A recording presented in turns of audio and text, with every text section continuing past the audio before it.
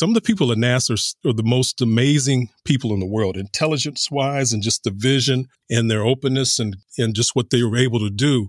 And I got to go to several launches and I fell in love with that world. But for me, it became just a tiring task to be the only Black guy in meetings, the only Black guy on the plane going to these things. And even though I wanted to do my best, it really wore me down. It burnt me out. Disinformation is spreading. There will be a surprise outbreak. Is the issue of pandemic. No social distancing at all. They said that they would express their concerns about the mask supply. Where's the mask? Where's the glove? A second wave is... We all need some good news. It's a message for all the healthcare workers out there. Thank you.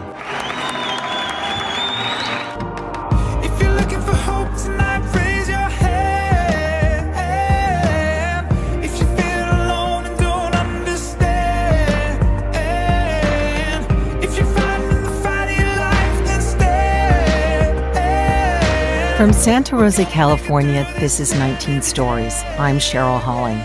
My guest joining me today is a voice actor and coach that has come to recent prominence with an ad campaign that he voiced for a major brand that ran during this year's Super Bowl game. For 8 years prior to launching his own media company, he was in corporate sales in the aerospace industry when he happened to sign up for an introductory voiceover class that would change the trajectory of his career and life. In 2007, he launched his own media company, and in addition to voice acting, has been in numerous television, film roles, and modeling jobs. I'd like to extend a very warm welcome to my guest, Mark Neely.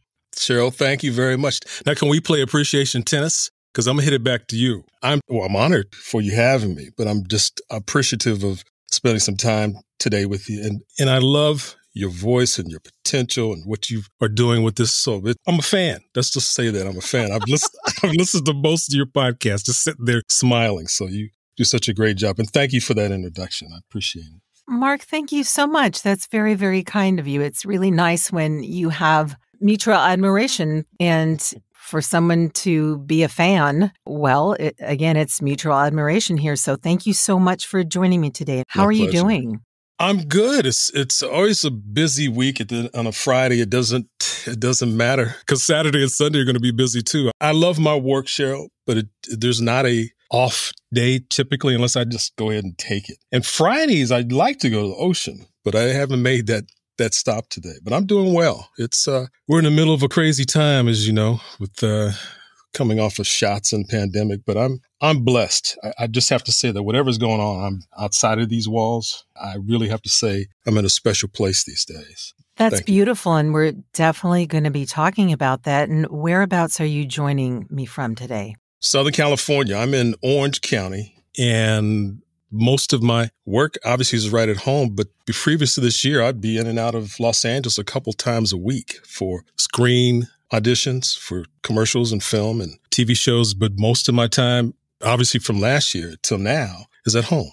And I'm happy. I have a 50-foot commute from my bed to where I work. So it's really good. That's to be envied by many people. And given that you are in California and we have a projected date of June 15th to be completely open, with Los Angeles having once been a hotbed for the virus, how have you fared through it all?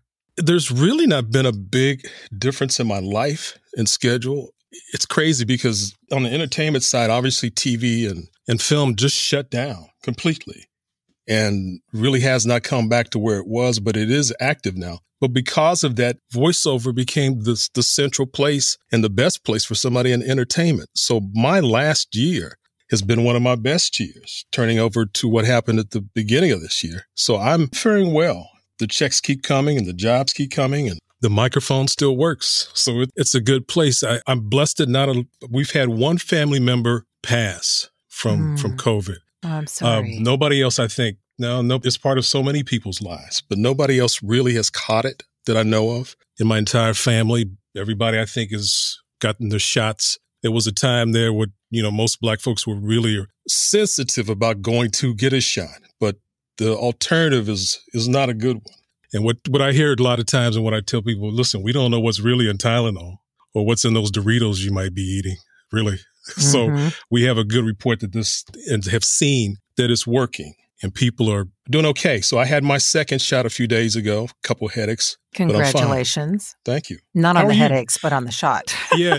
Have you had any shots at all? Have you done that? Actually, I just had my second one this past Monday. And that's right. Yeah, and I did a little bit better this time around than I had some funky reactions to the first round, which is kind of the reverse of what most people have. But I completely hear you on the thinking about it. And yet there's reason for people, in the past to have some doubts and be a little apprehensive. And yet more people are coming through this just fine. Obviously, we don't know about the long-term effects, but as you say, it certainly beats the alternative. And given that I have a sister that does work with COVID patients, I have taken my tip from her that, to do the best that we can to take care of ourselves. And I think it's really apropos that we're recording this conversation on World Voice Day. And yes, I meant to bring that up. Exactly. It is. Yeah. And for those listening who may not be aware, it's observed globally on April 16th.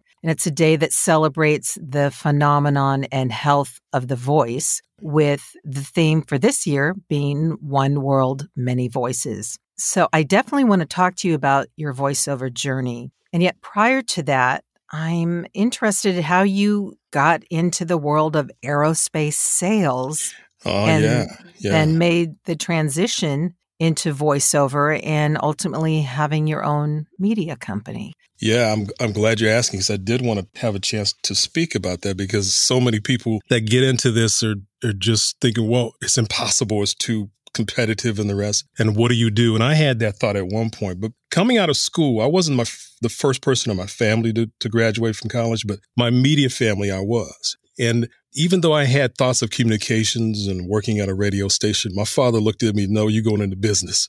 I said, no, man, I want to do this. And no, you're doing this. And my parents really thought that was a much safer place. And most likely it was and is, if you are looking at paychecks and a regular job and that thought process. Firstly, I went into Dow Chemical and I worked in the oil field right up to Ohio State. I didn't know that. Yeah. I did that for 5 years before I learned that there was no fence in the state of Ohio and I could get out. And I did. I'm going to ask you to kind of clarify that, but now you're saying. I'm in love with California, first of all. And I just couldn't take the snow and the ice and the flatness of Ohio anymore. And I came out here. My cousin graduated from Stanford, and he was leaving the weekend. I went to his graduation, and then I got into what I got into. I came out here with $50 in a suitcase and just stuck to it and started to grind. I mean, I was in several jobs, but I got into aerospace because it just was the right timing with an interview and the opportunity, and I was ready, and I had done a little bit of sales work, but this was an international sales job, marketing sales job, and it couldn't have been more sexy to try to get into, because it was travel. Travel around the world. And when you tell that to a 20-year-old, a 30-year-old, you're just, let me out the plane. Sure. Sign me up, man. And I went around the world. I mean, 2 times. But 2 weeks of every month, I was in a hotel, I was traveling in the belly of a 747 or on the space shuttle. And I need to send you those pictures because it was amazing. I was one of the few people. What do you mean, or on the space shuttle? Or on the space shuttle. I went down to Cape Canaveral a lot. I was selling films and tapes. And the Hubble telescope, which was built in Denver, they shipped it in this material I used to sell because it was safe and it was non-flammable. It didn't have any problems with it leaking or anything, and they wanted to use this film. So I used it on most of the companies down there. And inside the space shuttle, they had this film that I sold, which cut nuts and bolts and pliers and the rest. And it was a safe film for them to use. So I would be in and out probably 3 times a year. I'd go to visit the space people, NASA, Rockwell, Martin Marietta, which was there at the time. Wow, and I'd go up and down. It was amazing. There's 4 or 5 checks to just get into the actual space shuttle, and you're in a clean suit. And it was great. I was able to go to these places, and some of the people at NASA are the most amazing people in the world, intelligence-wise, and just the vision and their openness and just what they were able to do. And I got to go to several launches, and I fell in love with that world. But for me, it became just a tiring task to be the only Black guy in meetings, the only Black guy on the plane going to these things. And even though I wanted to do my best, it really wore me down. It burnt me out. literally, which I used to hear that word. I said, what are you talking about? No, let's just keep going. No, it really wore me down with the pressure to keep it up and have myself being representing not only the company, but myself, and to be the very best in the room if I could. And just that issue of just being a Martin Luther King. you, at some point, you just want to be able to just do what you really want to do. And I got to a place where it was in Montreal, and it was a movie scene show. And light came on, and I had my briefcase, and I just sat it down, and you crossed on the green. I just stood there. I said, I'm done. I can't do this anymore. So what am I doing? Even though I loved to that point, I said, I've got to do something different. And 2 years later, I was out of it, but I began with speaking what I wanted to do out loud and writing it down. So I want to get into voiceover. I had played around being an announcer through high school and DJing and the rest. And I called my brother-in-law and said, man, I think I want to really do this. And I saw a $25 class from Elaine Clark. Don't know if you know her. Yeah, that was a while ago because they're not $25 anymore. No, no, they're not. But she had this introductory class. It was a little ad in the paper, in the classifieds. And I said, I just want to see what this is like. I like the sound of it. You can talk, you can speak, you can sell a product, and they pay you.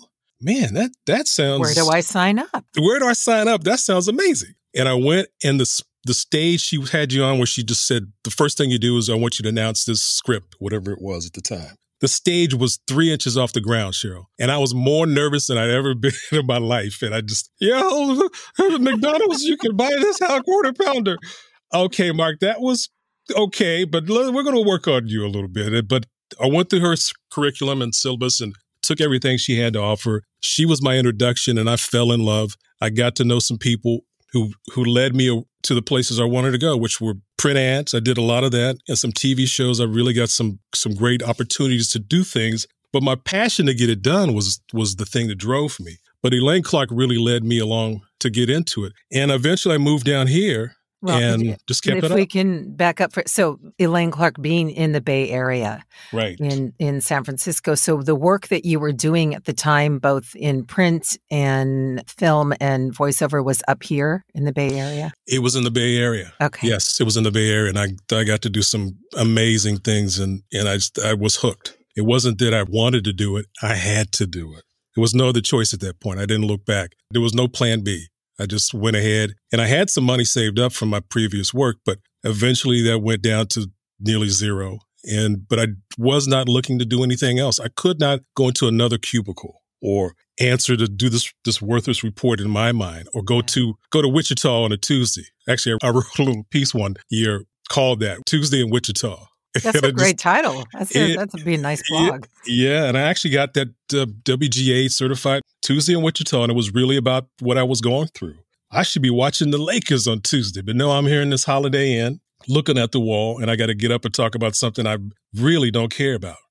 Even though Aerospace was a great place to be, like I said, crawling in the belly of a jet. I mean, that's amazing. It was fun in the space shuttle, but the weariness of the process of just getting in a plane, renting a car, going to a hotel, go to the meeting, next city. I've actually been in 3 cities in one day in that process. And it's exhausting. It's exhausting. And it's look around and say, where am I? I had that a couple times. And look around and see I'm in Pittsburgh. All right. And that cannot be, if you want something of quality in your life and to do what you really want to do. That's what the artist's life is about, whether you're painting, singing, or doing what we do. Or podcasting. Thank you for the plug. And it sounds like, you obviously had your epiphany that day where you said enough is enough, because, people hear about salesmen or women traveling the world. And yes, for a while, it's very alluring. It's very sexy, very romantic. And then the alpenglow, the bloom fades because of everything that you just mentioned. And yet it also sounds like maybe you had an element of just emotional and mental fatigue of having to represent, as you say, all the things that you did, and not having a moment where you could go, wow, if I messed up, or if I was tired, or I didn't show up 100% today, it didn't sound like that there was room for you in that. No, and I think that was representative of so many people at that time. That generation where I came from was just about the second generation of Black people who got to do corporate representation of a Dow Chemical, of a IBM. Or so previous to that, you really could not get those jobs. And the opportunity to have those jobs, you've got relatives who, my mother and father sat in the back of the bus in Nashville. Wow. I mean, so that wasn't a black and white film reel to me. That was real. That was real. It was real. And for them to look at me and say, well, you want to go and do radio and play around? We don't think so. You got Dow Chemical wanting to pay you $20,000. Well, it was 19 actually. And that was all the money in the world, $19,000 a year. Oh, man, I'm going to take care of my family forever. We done made it. We done made it, mama. No. But, at that time, you just do what you're told, being, 20, 21. But in what I really wanted to do was not an option. So it stayed inside of me. And I had one aunt who came down to Los Angeles from San Jose, and she got to be the representative for Milko Magnesia, the campaign spokeswoman. And at one point, I'll send you reels of what she was, but she did those commercials for years, and she kept trying to get me in the business forever, but I was afraid. I really was scared of the thought of going on stage and saying some words and trying to be something else. And I was a shy kid, and a lot of me and still is that shy kid. But at that point, I just said, no, I don't want to. Salesperson, that's enough of my extrovert life. I can show off that way. But I was lying to myself, to everybody else. And then I just couldn't take it anymore. But she was an example that got me into acting. And along with that, I had a friend named Mike Page, who's in Oklahoma now, who just turned to me. He was at the company I was at for Aerospace too. He said, you should consider voiceover. I said, man, what are you talking about? What are you talking about? Yeah, I hear it in your voice. You could be one of these guys. And that was the next spark to say, well, maybe. And that's when I went to Elaine for the class. But until you get somebody positively saying you might be something or even an example of it, sure, you don't know. You just don't know. Yeah, we need those examples, and the fact that you had an aunt that was that for you. And I would venture to say, with all your experience in aerospace, that it actually prepared you to make that transition, because, a lot of the things that you needed to do, the competition, having to show up, be 100%, using your influence to sell. Is it safe to say that it actually was the basis in some maybe strange way to help you make that transition? I'm laying on the couch now. Yes, Cheryl. I mean, hopefully our time's not up, because what they usually tell you, time's up. We'll talk about that next week. Okay. No. Again, I think I've told you this, but the reason I really love your work on the podcast, you bring something out, and at least you listen, and the questions you have are so right there. So for that case, yes, it did prepare me in a lot of ways, the sales part, but even more when I was an athlete. Going in high school and college, the competitive part of how to run against Olympic athletes and going from city to city when I was at Ohio State and doing those things, that was an additional motivation, or at least preparedness to get into the competition. Sure. At that time, I thought it was just competition. I mean, since then, we've learned that the real competition is you, or just being yourself. But at that time, when you look, especially when it's on the acting side, where you're looking at other people and comparing, they want me? Okay, my face, okay. And you got all these self-doubts and the rest as a young person. You still want to be able to fake it till you make it, or to stand up straight when you really are just dying inside. But that helped me. Yes, the sales part of it, where I was, again, I told you, the only one in the room, or going to talk to Air Canada in Vancouver, and all these people sitting around and just waiting for you to present something that they really look like they don't want. But you still, okay, I want to show you this slide. Please. please buy this, or I'm going to get fired. What you're saying really inside. But no, that prepared me. Years of doing that, it gave me the confidence, I think, to just stand up here and make it work. And I just feel like, Cheryl, the last 5 years, I've come into my own where it's my voice. And when you start this work, as you just do what you think is around you, what you think will work. And you really are not in tune to that. That's not it. Who you really are is what they're looking for. And you don't have to be somebody else. And when you start, that's all you know to do. You want to just be what you hear. If you're a trumpet player, I'm going to play like Miles. I'm just going to listen to his records. And you do. But at some point, you've got to be yourself. You have to find your own voice, literally and figuratively. Yeah, Exactly.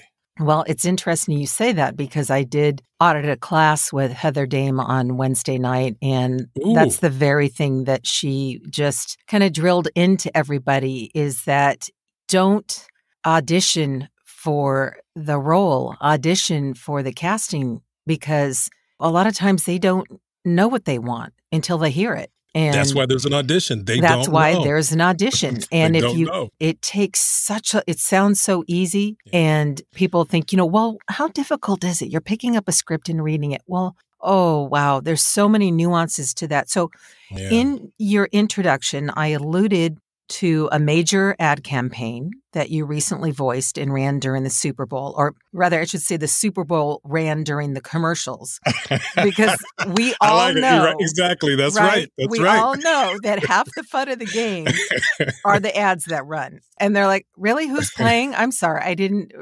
Did someone make a touchdown? Yeah. Oh, yeah. Pass the guacamole, please. But I'd love for you to share who the ad was for and what the process was for you to book such a role. Wow. Well, there lies the discussion, I guess, and one of the major things that have happened for me. But before I start that, Cheryl, I just, being in this business, one of the questions that people always ask, especially if you're not in this work or don't know you, what do I know your voice from? Oh, God.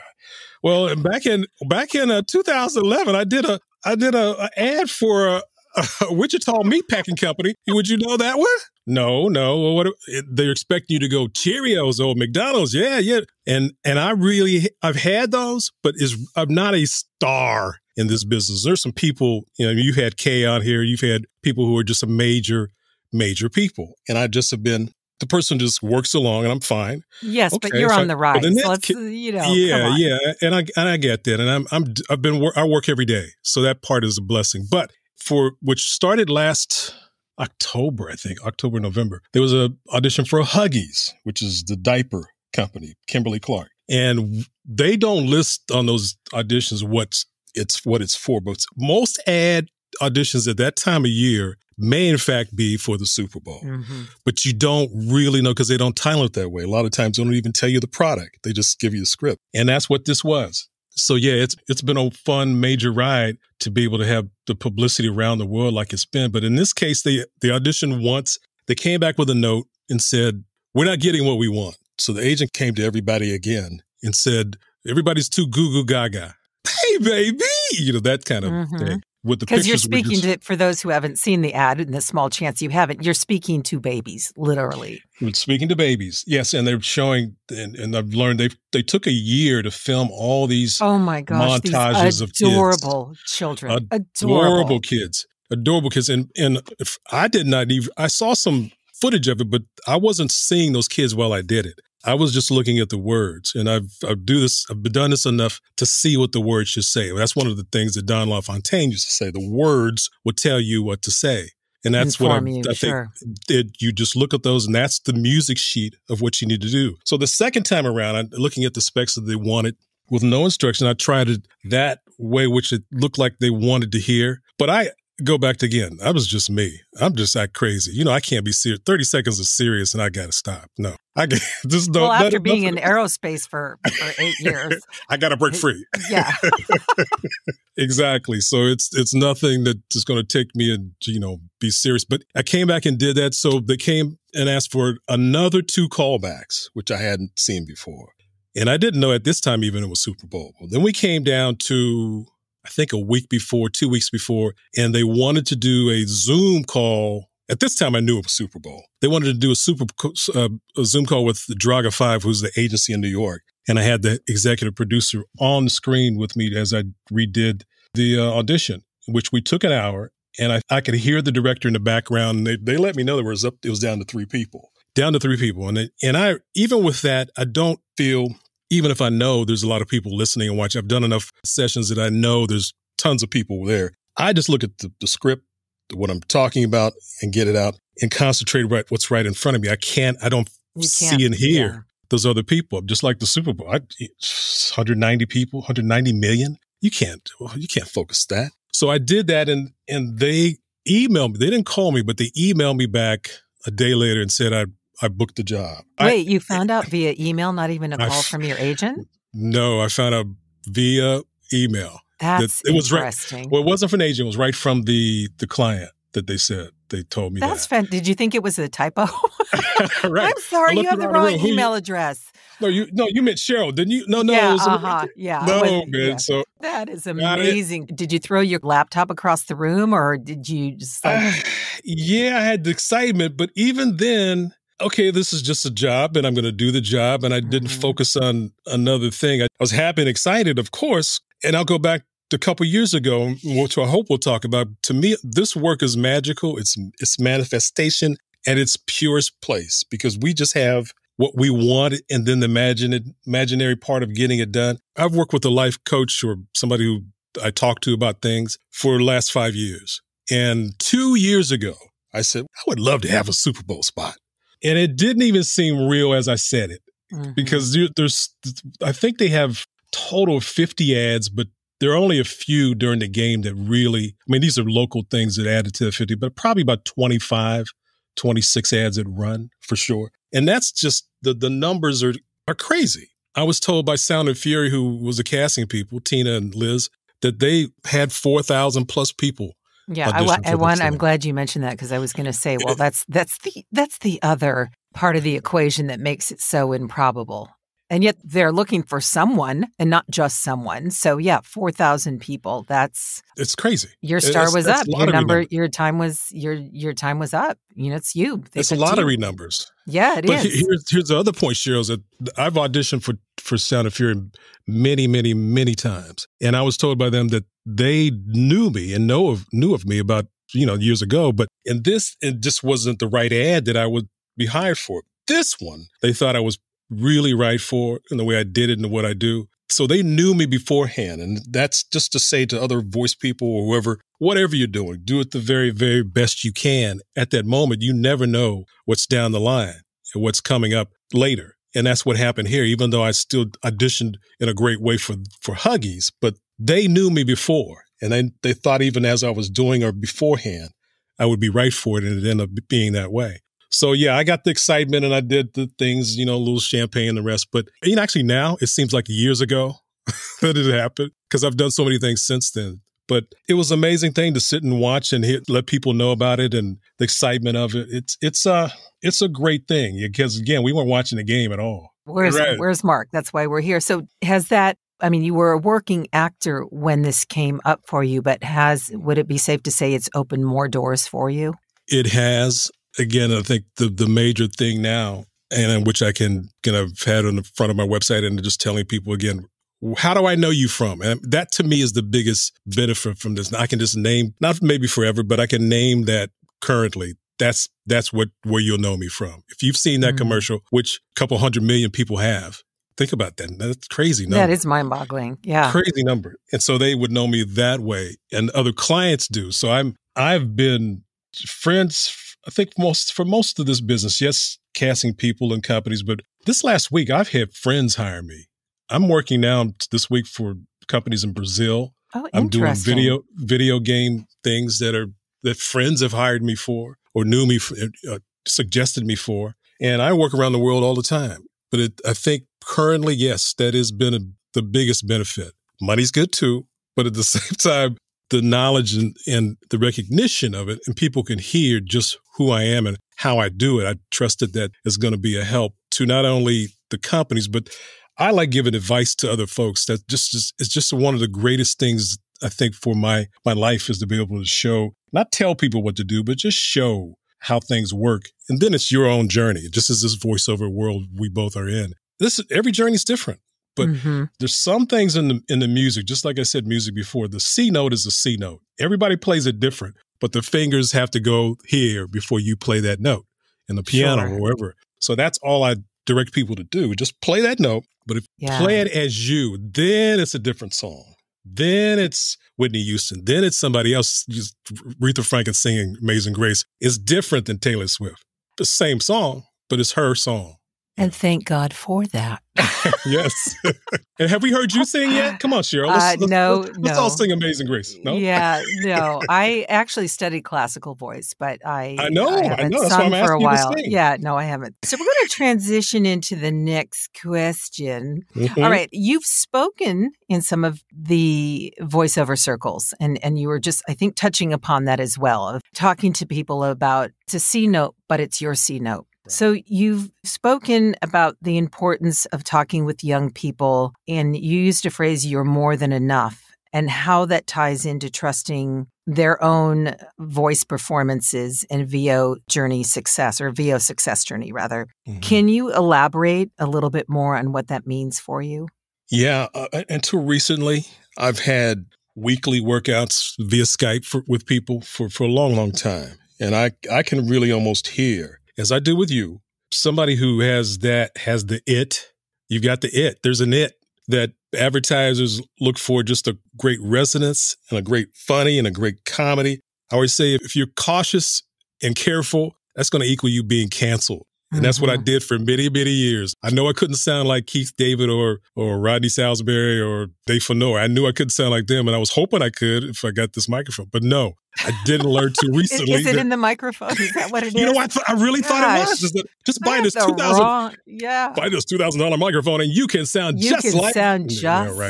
Yeah. Buying these toys is an addiction. You just, you sound the same. You sound the same. Fun, though. But I just really believe that growing up, kids, it starts young, that you just have to answer this properly and you won't get in trouble. Just stay in these lines, pay inside the lines, you'll do this properly. Mm-hmm. And that carries on through your life up until we do this here.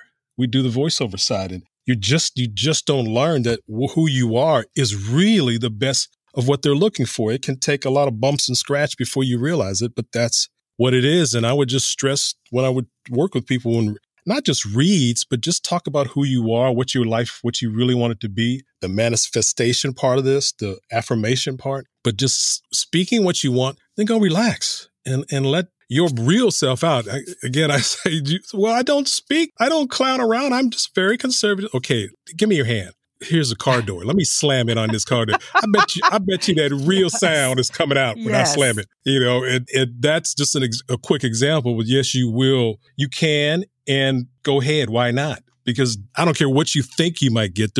There are hundreds, sometimes with Huggies, thousands of people. But if it's right for you, it's going to be right for you. And all you're wanting to do is get in the top 50 or so. I know of those 4,000, probably maybe 3,920. Whatever did something that was just so careful that they're frozen inside what they're trying to do, and it comes out as fake. And the rest of us, I guess, just did something that plays, and it has to be agreed on by so many people. The army of people that agree on these things is crazy. And that Saturday one, I got booked on a Thursday. We got in my studio on Saturday, Sunday, and Monday. 6 hours on Saturday, 4 hours on Sunday, 3 hours on Monday. And most of that time, because I do really well in giving them what they want pretty quickly. But they took it with all those people, Kimberly Clark, Draga, whoever was there, and they put it to the film that the director did. They spliced it together so they could see if it works. So I was sitting around most of those hours. But it's almost like filmmaking. Yeah, it's like or being on a set for television.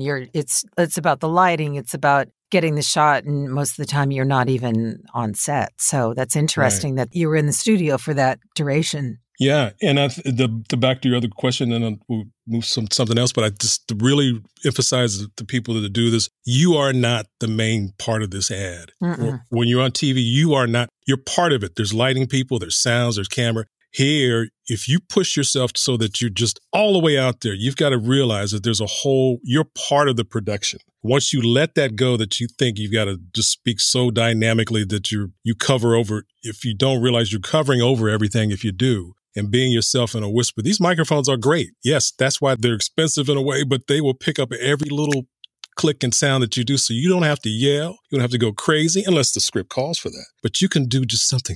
Hey, hey, baby, look at you over there. You got the diaper on? Let me wipe. Yeah, I know. Podcast. Mark, given that you're currently riding this rather nice wave of success, and again, you've had a full career up until this point, as you've shared, it's opening some doors and maybe presenting opportunities that prior to January wouldn't have been available to you, but or February. I keep forgetting when the Super Bowl is. Can you share a time where you experienced a failure that initially looked like it was a failure, but actually ended up helping you? Wow. It's in this work, there's plenty of that. For so much of this time where I've been auditioning, and not getting something. But my best advice came from one of the major people in this business, Bill Ratner. And when I first came out here, I bartended. And I bartended at his house one time. I didn't know who he was. I didn't know who he was because we don't know each other by face a lot of the times in voiceover. But I kind of heard something in it. But he asked me what I did. Well, I'm doing this, but I'm in voiceover. And, how did crazy. You say it like that? I probably did. I probably foolish. He looked at me, okay, but he was so cool. He was so genuine. He gave me his card, said, well, whatever stay in touch. And that's beautiful. How gracious. But that's most of us. I think that is true. I've done both now, on screen and off screen. And most of the people that are in this, we're not faced with having to present our face or the ego and back and forth. And I think because we are alone a lot of the times, and we're shielded from just that whole thing where you've got to be almost perfect to get something, we have an openness to share. And it just doesn't happen when it's on screen. Even with my failures of not getting a TV, I've had a couple TV roles, but I think not getting that in a way has made me concentrate on this work so much more. And I would love the rest of what I do just to be in front of this microphone, talking to you, whatever. It's a wonderful place to be. I love coming in the space I have. And I could be talking to South Africa. I could be talking to somebody in Denmark or down in Denver. But it's just, you wouldn't have time to hear my failures. I just think that whatever's come up has added to character-wise and to just my drive and determination and spiritually to just go on and just know once I put something out there and believe it. There's been a couple of things failure-wise where I haven't believed it and they didn't happen. But when I believed something and said it out loud, written it down, and just continued on, even though it may not seem like it will appear, it's been the greatest things in my life. And working with kids to me is so important. I've had a couple so-called failures there where you've had some things happen, but with making them of a quality you really would hope that you could do when it comes to working with them. But the directions of some people who knew how that worked, teachers and the rest has led me on to making this work, adding to this work and making it something very, very special. And at this point now, you get to the age where I got my get off my lawn old man card. So I'll say anything to anybody. So I don't care anymore. I'll say whatever's on my mind. So it's just, I have it in a frame. But no, I can ramble forever thinking about what it could be. But I just think what's happened in my life so far, Cheryl, is just added to where this is. And the now is so special. We all have to focus on the now. Okay, well, in 10 years, I'll be a millionaire. No, just live this now. And because I can come in here and I don't answer to anybody but the client, I'm successful. I have to feel that way. I'm in a wonderful, wonderful place. I got a brand new car a couple of years ago. That's successful. I really do think, and I go to the ocean any day I want to. And that's it. So I don't focus too much on what's been behind me or, just linger on that. I just keep going and having fun. The question is really not to linger on the past and what didn't work. It really is to kind of unearth what it is for each person that, quote, failures have informed them to reinforce what it is they want and equally important, what they don't want. Do you have any fears regarding this time in life? And if so, what skill sets have you learned to help you maneuver them? Well, right away, prayer jumps up. I do have, and this is an honest place. Again, I'm laying on your couch. I really do feel my father passed 4 years ago. And since then, thank you. But since then, my own mortality has crept in sometimes. Mm-hmm. And even watching what's happening since the George Floyd, and almost seems like every week. I mean, even every time I get in a car, I'm thinking about what could happen. And I was stopped recently where the guy just said, "You look suspicious." And I'm just looking at his gun the whole time. you just don't know whether It's you're going to be next. It's terrifying. Well, it's just what it is in this crazy time, in this country.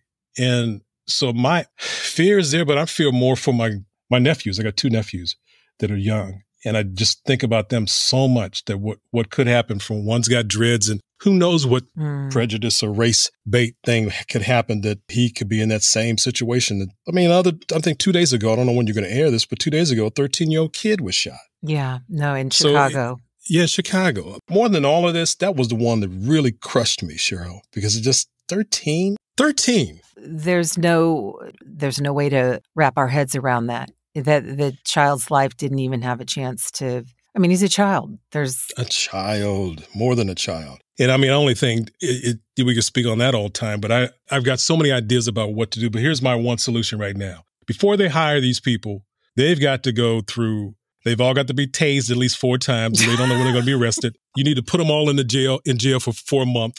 Well, they don't know when. And then maybe they'll come out with some empathy and some thought about, maybe I might not just you hear what it means. To me, before you hire one of these people that just have a lifetime of bias and prejudice, and they're just waiting to pull up their gun if they get a chance to, and they'll get exonerated. That has to be. And then get rid of the military's insignias. Nobody needs to be a sergeant or a lieutenant or whatever. They're sitting there playing Army. They need to just be a person that helps. But that's my thought about it. Add more people who of color to do these jobs. I don't know how we got here, but just fear.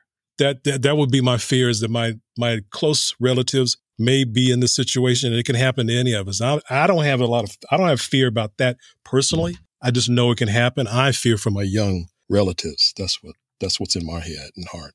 Having shared that, is there something that you wish, whether it's regarding what you were just talking about or something else, is there something you wish that folks were mindful of right now as it relates to how we can be more cognizant of each other and nurture each other during, we're coming out of this pandemic, yes, and yet we're still in it. And we're at a very exciting and yet volatile time, because there could be, this could be real change.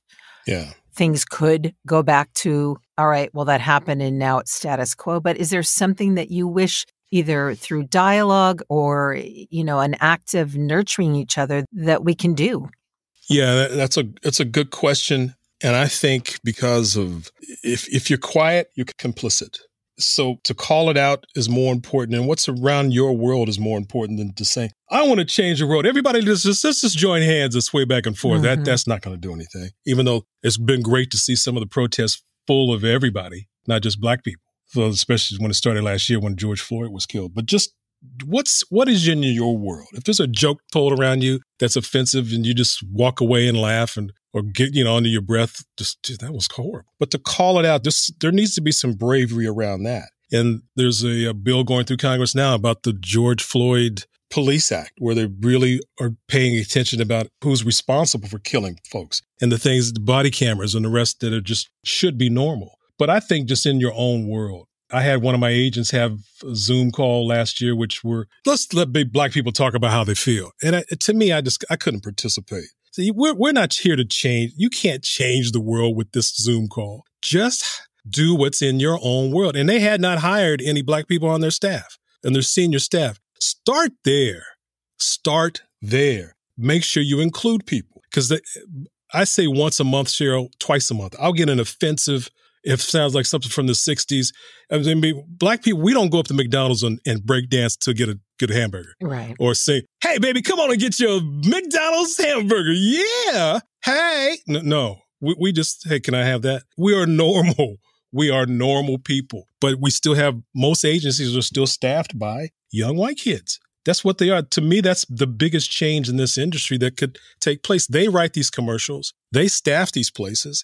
And I have to go play Johnson or Washington. And they, that be, instead of just always thinking maybe voiceover, but people should go into advertising. There are a couple places, if it's just a Latin or a Black agency, then that's different. But all are staffed by, white folks. Richards, which is in Dallas, they had their president resign last year when he said that he got caught in a Zoom call saying that Motel 6 would not accept an ad from a black person. They want to protect their white supremacist market. That's exactly what happened. He literally said that. He said it. He got caught. He resigned, and they've turned Richards, which is in Dallas, into other little agencies. But most people don't get caught saying that. He got caught. He actually said Motel 6 would not accept commercials with black people in it. That's the blessing in it. He outed himself, and that's the kind of vetting that needs to happen. But I kind of want to challenge you in regards to I'm hearing you and understanding your feelings. So please note that. But when you have an opportunity on a Zoom session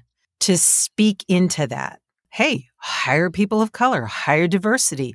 That's how you can help us. That's how you can hear us. That's how you can acknowledge and honor us in what you say you want to do. So I'm just going to kind of leave that with you, that maybe if that opportunity presents itself, to take advantage of that. Whatever the intent is behind it, that doesn't change your intent for being present in it. Right. And I'll bring dignity to the ad I just spoke about, where they want me to dance around and do this. I'll make sure if I'm the one for that ad, I have no fear again because of my age, and I've been through this a long time, to say this is offensive enough. We can do this in a way that respects the audience, and it does it this way. If they've hired me because they like my voice, but let's do this so that I am not disrespected. I'm not offended just getting these few dollars from you. And it needs to be more women, more people of Asian descent, more of everyone at these places. And then that is profitable. That's not an offensive thing to do. I challenge anybody to look up one of my marketing things. I market half my day, and I'll go look through advertising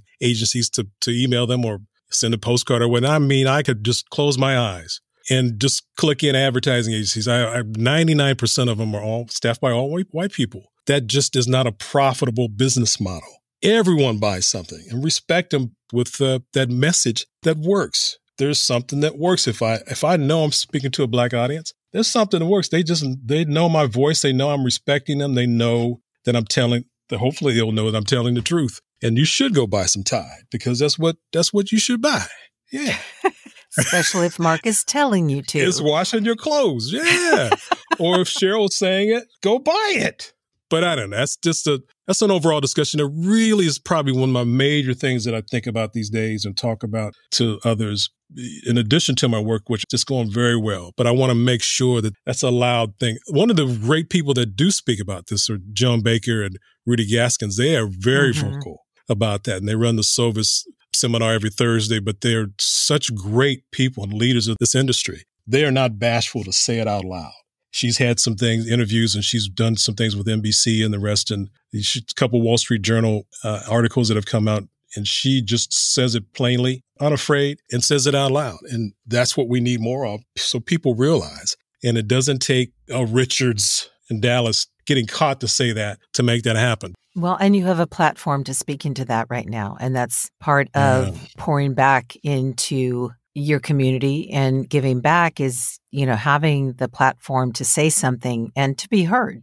Because fortunately or unfortunately, when we are in positions of power, meaning then success does give you a modicum of power, people are more apt to listen to you than if you're the young kid or the young man sitting in the introductory voiceover class. Yeah. You have some experience and mileage and a platform to speak into these companies. And so I wonder what makes you hopeful in light of what we just spoke about. What makes you hopeful? Back to what you just said, I really appreciate the chance to talk, and our friendship is there. I really appreciate that, Cheryl, and I thank you I know it's a great place to speak, and I appreciate your audience. And one of the things, if you look back even at this Huggies, they did a great thing with adding so many different babies from all communities. So beautiful. They're so beautiful cute. One. You've got people of Arab descent, black kids. I mean, everybody's in that ad, because every kid wears diapers. Come on. Right. Everybody poops. Everybody poops. Humans poop. Yep. And so that's a great representation. Advertisers and filmmakers should take a hint from that. Everybody should be included. And I think from, moving on to making sure that people are heard and not being afraid. That's also, again, part of what this work is. Not being afraid to say what's in your heart and say how you say it. How you say it. Again, let's go slam your hand in the car door. Let's hear how you really say that. I got to back up a moment. How many hands have you actually slammed in the door? Okay, let's not we're go getting into that. A theme here. beep. Let's do a beep. Beep. 40 beep. But I don't know if I can. Right? Somebody call a hospital. That director has interesting motivation. Here, come to the parking lot for a moment. Right. I don't know. It's funny, but at the same time, just being so real is so what this is about, I think. And then down to just making sure people get heard from every gender, from every, even trans, whatever is out there that's a human being. Let's listen to them. Let's add them to the party. And back to individual stuff, you're a manifestation part of this. It's so key. It is magical to win over so many other voices. But again, listen, if you just heard that, did you hear that? I just lost a job right there. You heard that? No, that was mine. Sorry, that was mine. No, I'll guarantee you. I'm doing 10 to 15 auditions a day. Most of them don't hit. So, but I do know at this point, I feel great when I do it because I know it's me. Mm-hmm. That's all you can do and move on. I know it's me. I used to really concentrate. How can I possibly sound like Dave Fennoy or whoever, the stars? No, there's none of that. Just me. Just me. But again, it takes a long time. Again, I'm honored, so honored you wanted to even talk to me. So it's great. I'm not sending you a check, Mark. I'm sorry. I see you have a chat section. Sorry. Yeah, look in the mail for that postcard with the invoice. Yeah, postcard What brings you joy? Ooh, that's a good question. I'm in California. I told you that Ohio doesn't have a fence on it. I could get out. The ocean. When I know I'm about to drive to the ocean and see it, even after all these years, I love it every single time. My sunroof. I love my sunroof. It doesn't hardly close ever. I love it. And the space, I love coming into this space. I don't have one of these special, cool, I call them padded coffins. Yeah, I heard you refer to that the other day. I was like, I don't think I know, but it's for me. Audio it's Bricks funny. Would be very happy to hear that. I know. Okay. It's my little funny part because I've got moving blankets and doors with sound panels on it. But I love my space. Hey, you just booked. You just did a national campaign for. Go listen to it. Did it sound okay? That's what I tell people. You do what works, and if no one's complaining about it, don't fix it. Your biggest tool is you. That's Again, it. when I bought my first really expensive $2,000 Neumann, and actually Joan Baker she told me I should get it. I really thought when I got the box, Halle Berry was going to deliver it. I said, Halle, is she around? She coming? And I opened it was going to be butterflies coming out, and it was confetti. I really did think that, Cheryl. And I say, okay, there's no butterflies. Okay, let me plug it in. No Halle either. Okay, now I'm going to sound like Don LaFontaine. I know it. Mm-hmm. I know it. And I say, hello. And it came back, hello. What happened? It's not these toys. Now, I have the network once right here. You've heard it. Mm-hmm. But I'm off of that train of just being addicted to what's said. These websites and buying them, they really don't take you to where you think you should be. My first microphone was from Radio Shack, $35. I booked a National State Farm job on that microphone. There you go. Yeah, but even then I was hoping I'd get something else, but I just did what I could do at that time. But it was a $35 Radio Shack, and some people don't know what Radio Shack is. I was going to say, I was just about to say, for the kids out there, Radio Shack was a store that you walked into. What a radio is. Yeah, a radio. Oh my gosh. Okay, well, that's for another program. That's for another time. Yeah, now they just put the streaming on. Or what a radio is. Yeah, that's right. Way back when I was talking on the radio. On the radio? What's a radio? That's the point. Just you are the most beautiful instrument that is in your studio. Just who you are. And that took a long time, and I just really stressed that more than anything. Forget these toys. That's always the first question. Which microphone should I buy? No, forget that. Go listen to the great people on atlas.com or Chuck and Stacy at VO Buzz Weekly. Listen to the interviews. Listen to what people do. You get to know a Cheryl if you can, and ask her how it works. That's just the relationships. Yes. It's all about me. I don't know why you're not interviewing me. I mean, what's the problem here? Talk to your people. Talk to her people. Maybe she'll talk to you. Yes. Where are my people? Where are your people? I don't know. Do I even have people? There's a soundtrack to your life. Or if there was a soundtrack to your life, what would be on it and why? The first thing I hear, I play saxophone. So, do you? Yeah, there's some Grover Washington play. Oh, okay. Yeah, it's just for myself in the room. You know, I don't go on stage anymore. Actually, some of the best feelings I've ever had is being in a band. And as you look around at these other people, that's great. In addition to this work, I'd be a teacher, I'd play an instrument. It's just one of those things. My best music, though, Marvin Gaye, What's Going On? I'd listen to that album whenever I can, and it's apropos today. Today, very much. Today. Really, today. Very much so today. Absolutely. Yeah, and there's a jazz guy named Pat Metheny I listen to a lot. I know him very well, yes. You do? I even love you even more now. You do know Pat? Well, I had the great pleasure when I was doing radio and record promotion that I actually worked on a couple of his albums. So, Cheryl, I did not know that. That's lovely. I'd been at some of his shows behind stage, backstage. I would have traveled the world with him if I could and had the time. No, and sadly, Lyle Mays just recently died. Just left. Yeah. Then Mark Ledford, who I met, he passed away from a heart attack years ago. Man, people, they're exiting the building. Tomorrow. No, and none of us are promised tomorrow. No, and I wanted to ask you, what do you play, tenor or alto? Tenor. Okay. And I found not recently, but I had this horn all through college and the rest, and I just thought, maybe I'll get something new. And I went to here in LA a couple of years ago and told people what I had. They said, "You got what?" I have this old con that's got the serial number and I bought it for $200 back in the day.